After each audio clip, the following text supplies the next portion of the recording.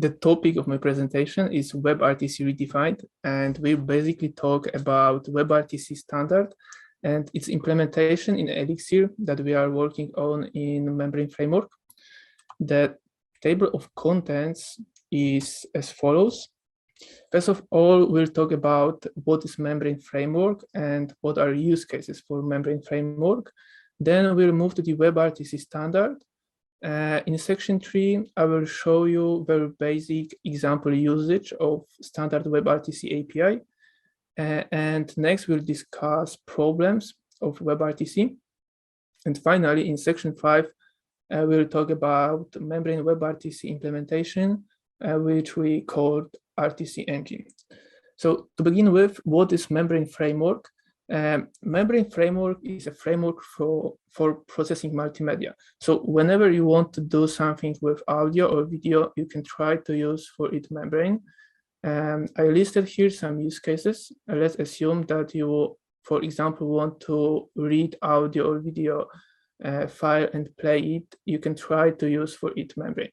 Or if you want to build your own custom video conference system and integrate it with your existing Phoenix application, you can try to use for it Membrane. The very basic elementary entity in Membrane is an element, and there are basically 4 types of elements. There are sources, filters, and sinks, and also beans. Sources are responsible for reading data from somewhere, for example, from a disk. Filters are responsible for processing data and modifying it somehow.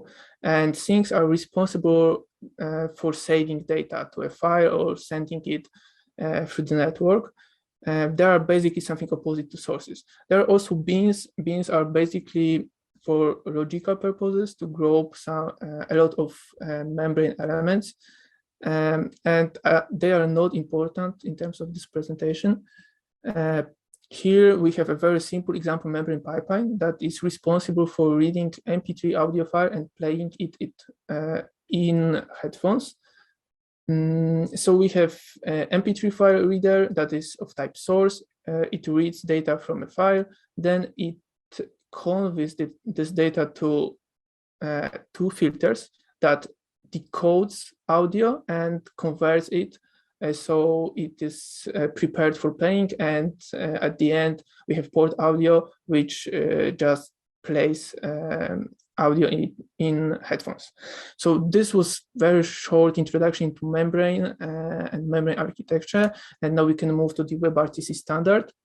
So WebRTC standard is it's a technology or standard that allows you for peer-to-peer connections between browsers without using any plugins. And what is important, both peers can be behind NATs. It's implemented by all major browsers, so you can basically use JavaScript API and create a peer-to-peer connection, multimedia session. WebRTC basically consists of 2 planes. There is media plane and signaling plane. Media plane is responsible for sending media, so audio and video, and signaling plane is responsible for carrying signaling messages. Signaling messages describe session parameters. So we'll use signaling messages to tell to the other end, to our peer, for example, how many tracks we are going to send, or which audio or video codecs we are able to receive, and what are public IP addresses and stuff like this. I think that WebRTC was mainly taught to be used in P2P scenarios, and after some time it was adapted to be used in video conference systems. In this slide, we have very simple, very basic WebRTC scenario in which we have 2 clients, client A and client B. Both are behind NATs, and we have a signaling server. A signaling server is left to the user. So it's basically user responsibility to carry signaling messages from one side to the other side. User still uses WebRTC API to generate those messages, but you have to send them on your own.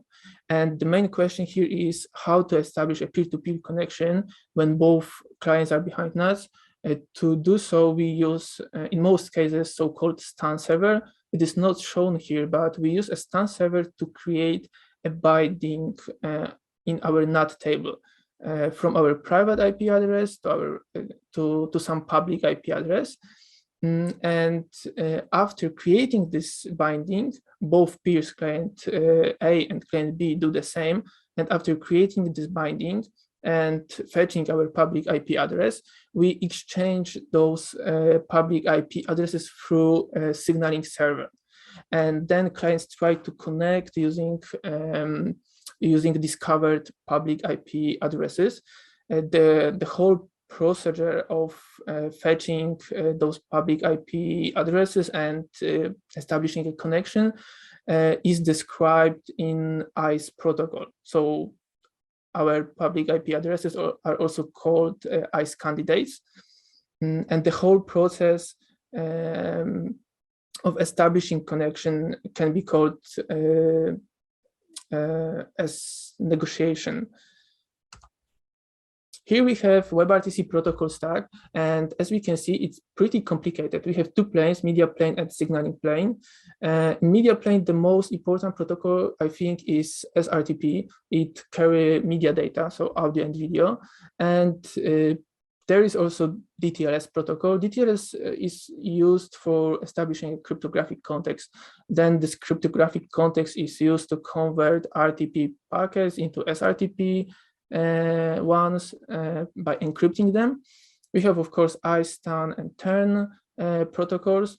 TERN are not covered in this presentation, almost. I will mention about TERN at the end.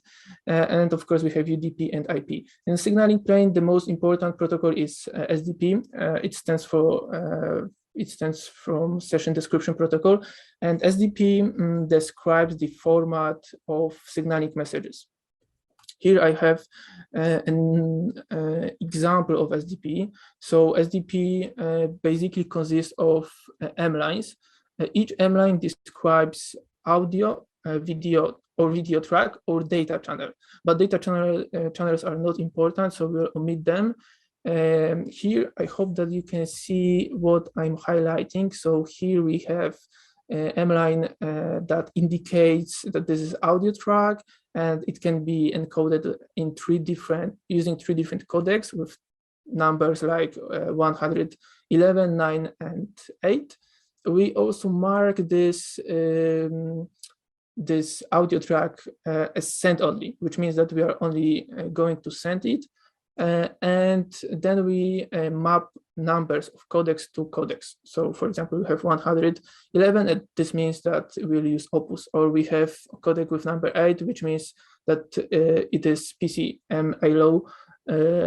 We have also ICE and DTLS attributes or RTP extensions or identifiers, different identifiers and labels, but I omitted them here because if I wanted to include all of them, then this one M line would take me at least 2 slides. So you can imagine that when you have, let's say, 5 or 10 people in a room, and each of them sends at least 2 tracks, audio and video. So you can imagine how long these SDP messages can be. And going back for a while to this architecture, we can have one side. There are basically 2 types of SDP messages. There is SDP offer and SDP answer. So the first one side is responsible for generating SDP offer, in which it offers some tracks, and the other side has to accept or deny this by sending SDP answer. So this is pretty important for next slides. And this was basically a peer-to-peer scenario. But when it comes to video conference systems, we want to use some kind of server to group people into a room and to connect all of them. And there are basically two types of servers. There is SFU and MCU. SFU stands for Selective Forwarding Unit, and it is responsible for conveying tracks from one client to the other. So in this example, we have client A and B. Both of them send some tracks, and we have also client C, and client C only receives media. It doesn't send anything to the server. In SFU scenario, client C will receive 3 different tracks. In MCU scenario, client C would receive probably only 1 track, because what MCU does is it mixes tracks into 1 track. And now we will move to the example usage of WebRTC API. So as I said, WebRTC API is implemented by all major browsers. So you can use JavaScript API to establish a peer-to-peer connection. You can also use this JavaScript API to create your own video conference system, but it's pretty hard. So we'll cover a very basic example of establishing a peer-to-peer connection. To do so, first of all, we have to create RTC peer connection. And we have to pass here ICE servers. ICE servers are basically IP addresses of STAN servers that I was talking about earlier. And then we have to fetch some media. So we basically fetch our audio and video track. We bound them into a stream and save this under local stream. And then for each track, so for each audio and video track, we just add this to our peer connection. I think that this is pretty easy. Next, what we have to do is we have to create this SDP offer. So a signaling message that will inform our peer that we are going to send 2 tracks. And for example, we are able to receive also 2 tracks. To do so, we have to call create offer or on peer connection. Then we have to set this offer on peer connection and send it through signaling server. And the other side has to generate SDP answer. So we have to be prepared for receiving SDP answer. So whenever we receive it, we call a proper function and we call then set remote description. I think, and this code is, maybe it looks pretty easy, but first of all, you have to know what is SDP protocol and what are SDP offer and answers. And you also have to know, or you have to be aware of some race conditions, because both sides can create their offers at the same moment, but only one side can do this. So you have to be prepared for receiving offer when you expect answer, and you have to handle this. So there are some race conditions that you have to handle, or you have to resolve this via signaling server by saying, for example, that only client A can send and generate offers, and client B can only generate answers. After this, we have to send our public IP addresses to the other side, and to do so, we specify on ICE candidate callback on peer connection. So whenever peer connection discovers some public IP address, we just call function handle local ICE candidate, and we send this over our signaling. And we do something similar when we receive ICE candidate.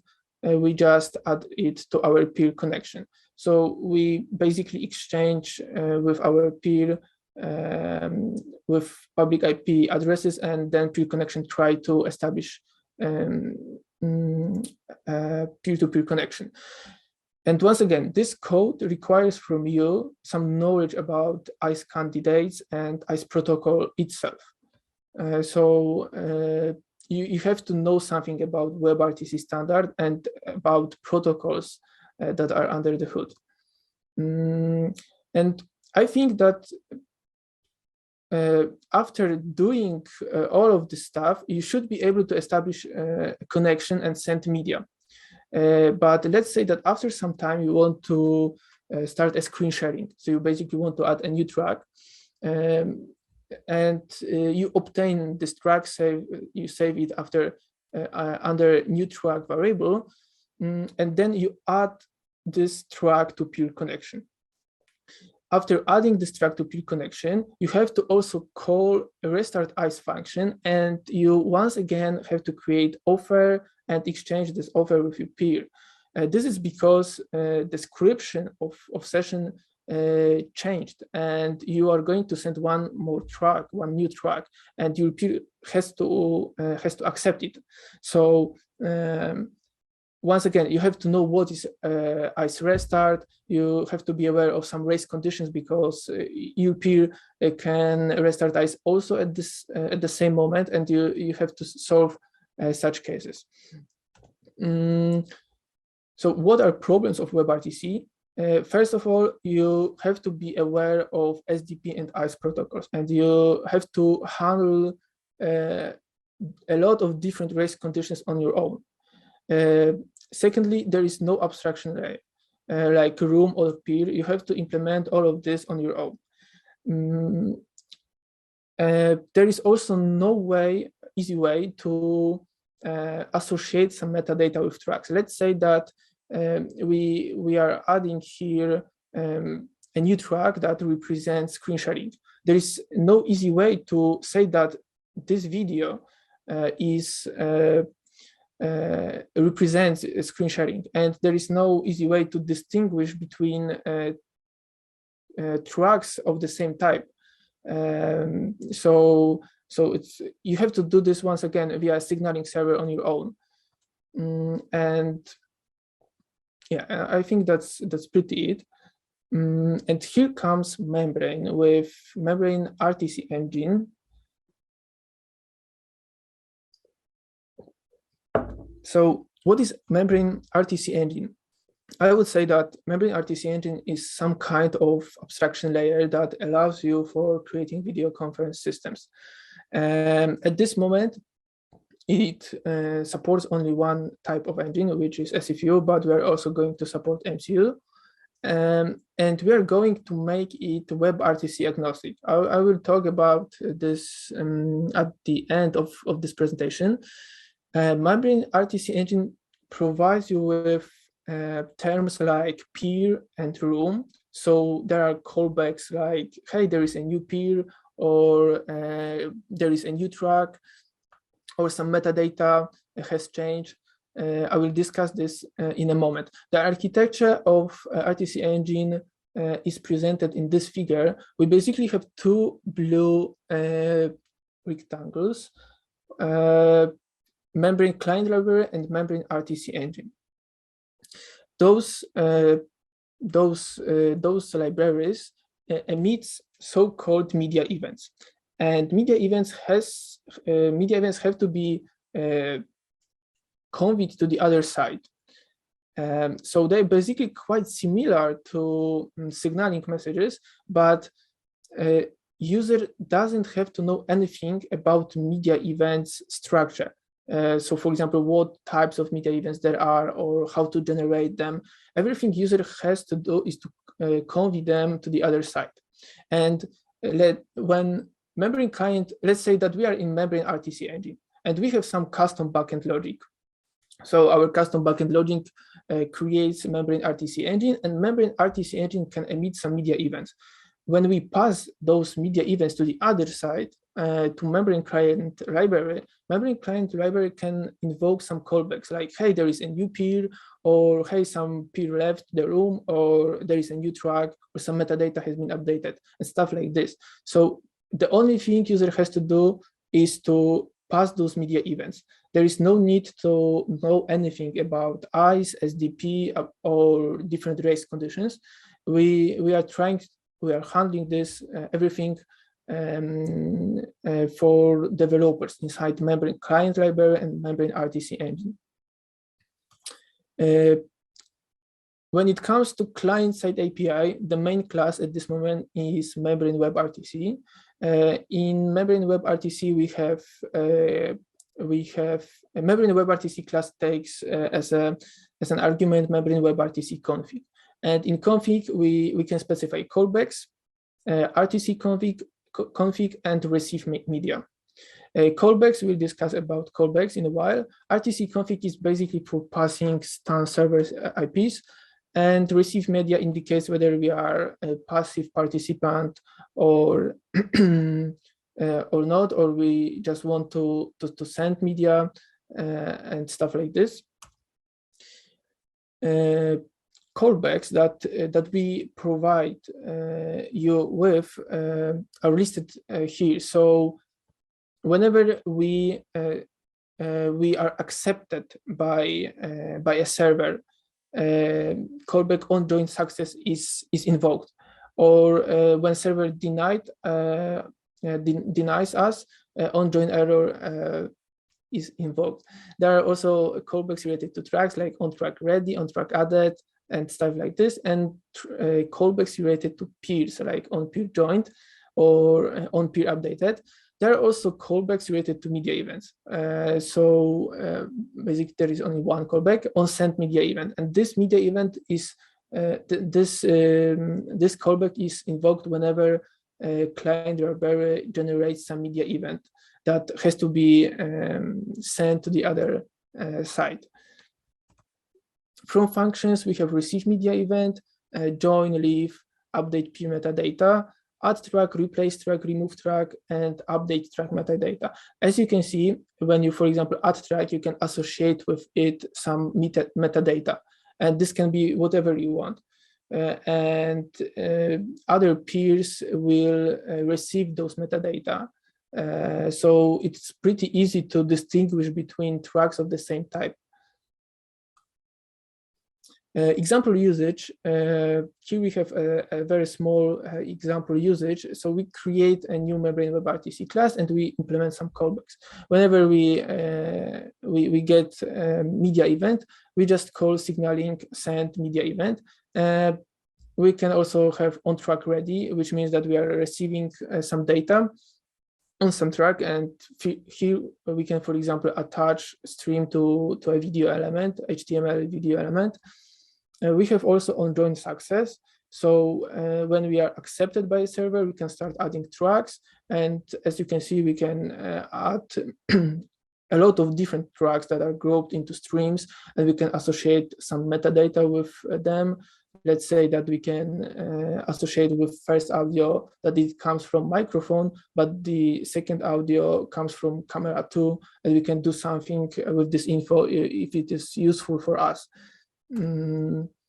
Then we have also on peer joined, on peer left, callbacks. Whenever someone joins to a room, we can create a video tile for it and update participants list, and something opposite for on peer left. After creating this class, we can call WebRTC join. We can pass here some metadata, and it's pretty much all. It should work. And once again, you don't have to think about underlying protocols like SDPIs and race conditions. And let's assume that after some time you want to add screen sharing. So you basically obtain video and audio for screen sharing. Everything you need to do is to call add track video stream, and you can, for example, associate with this track some metadata to say that this is screen sharing. And you don't have to restart ICE or create new offer and exchange of this stuff. This will be done inside Membrane. Membrane will emit some media events, but you don't have to think about the structure of these media events. They're basically in serialized form, so they're ready to send through the network. Server-side API example, because on the server side, there is not much to do, I think, at this moment. Everything we can do and we have to do is to create RTC engine, and then we can register for media events from engine.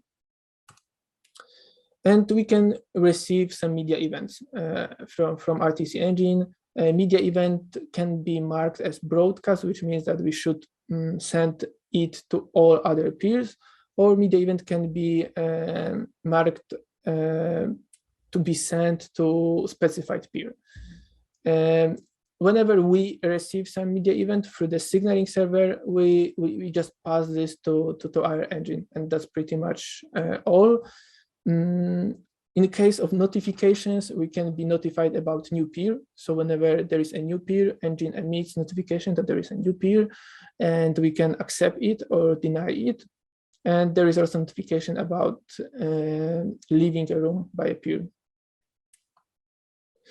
To sum up, our RTC engine hides SDP and ICE complexity from developer, provides some abstraction layer. So there is a peer and room, and allows for easy track manipulation and easy peer metadata manipulation, and can be distributed across multiple machines. This is something that's not finished yet, but we are going to allow you to spawn one RTC engine on multiple machines. So for example, if you have a conference room with 10 people, 5 people can be on one machine and the other 5 people can be on the other machine. And this should allow better scaling of the whole system. What is currently in progress? Stability and performance improvements. We still need to resolve some race conditions and improve stability of the whole library. I think that this is the most important thing. The next one is one more abstraction layer. I will discuss it in a moment. We are still working on distributing RTC engine, and we are also working on 10 server integration into RTC engine. So what is this one more abstraction layer? As I said at the beginning, or maybe not at the beginning, but earlier, we are going to make RTC engine WebRTC agnostic, which means that you will be able to plug your custom elements into RTC endpoints. In this example, when we receive notification that there is a new peer and we want to accept a new peer, we pass a type of endpoint that we want to spawn for it. And in this case, it's a WebRTC endpoint. But we can also add endpoint besides this. So we can just spawn an RTC engine and add to it some custom endpoint or endpoint that we provide. And in this case, we are adding endpoint, which type is HLS. And this endpoint is basically used for saving your video conference to a disk. And inside endpoints like HLS endpoint will be notified that there are some new tracks, and we can subscribe for them. And we can subscribe only for some of them. And we'll receive only tracks that we subscribed for. This is presented in this figure. So we basically have three endpoints. They will be spawned inside RTC engine, but it's not shown maybe perfectly at this figure. And each endpoint publish information that, hey, there is a new track from me, and each endpoint does the same. Then HLS endpoint receive those messages, and it can subscribe, let's say, for example, for track number 3. And if it subscribes for track number 3, it receives only track number 3. And here we have some other example, because this feature will allow you to implement your custom endpoints, custom elements that can be plugged into RTC Engine. And therefore, it allows you also for combining different protocols. Like you can combine HLS and WebRTC, and it will work. You can combine, in this example, RTMP protocol with WebRTC, and this will also work. In this example, we will spawn RTMP endpoint. This will be RTMP server that is going to receive RTMP stream from OBS application. RTMP protocol is also used for streaming. And for example, when you want to stream on YouTube via OBS, you can use RTMP protocol for it. So you will be able to spawn RTMP endpoint. It will receive some data from somewhere, let's say from OBS application, and it will publish information, hey, there is a new track. And each WebRTC endpoint can subscribe for this track, and can, let's say that WebRTC endpoint number 3 subscribes for this track, and it can send it to a client. So you can basically combine different protocols in RTC Engine. And you can, for example, receive RTMP stream and broadcast it via WebRTC. So I think that this brings a lot of flexibility. This will bring a lot of flexibility into RTC Engine. This is still a work in progress, but we managed to prepare first proof of concept, and we are still working on API for this feature. Term server integration. There wasn't much time to explain what are term servers, but for those who know, in most scenarios, if we want to use term server, or we are forced to use term server, it would look like this. We'll communicate with term server from client via TLS, TCP, or UDP protocol, and from term server to RTC Engine, we'll use UDP protocol. What we are going to do, we are going to merge term server with RTC Engine, and communication between term server and RTC Engine will be done via Erlang messages, and this term server will be spawned on one node. This feature will basically, the browser will basically think that it communicates with term server, but in fact it will communicate with our RTC Engine. You may think that this is something opposite to the previous slide, because we want to make RTC Engine WebRTC agnostic, and that's true.